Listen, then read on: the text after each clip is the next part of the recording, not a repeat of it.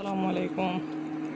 বাড়িতে গেছিলাম বাবার বাড়ি, আবার সময় মায়ে দিছেন তখন দামদর লগে দামান বাড়িতে গেছিলাম না কারণে দামদর লগে যে মায়া থাকে শাশুড়ির ফুটি মাছ, খাংলা মাছ, কই মাছ একটা কখন কমলা বাকল দিয়ে জোল বানাইয়ে দিম।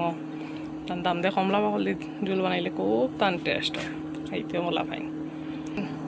ফিটে আর চারটা এখন আর বইনে বানাইয়ে দিছে, বেকা সিদে একটা তা দেখায়নি।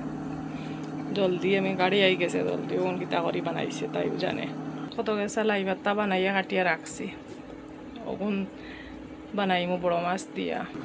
ও বড় মাছ আনাইয়া দিছিলাম মায়ের দাম ধরে, লাই ভাতটা দিয়ে বড় মাছ দিয়ে খাইবা, কমলা বাকল দিয়া আর ছোটো মাছ দিয়া খানি হইব।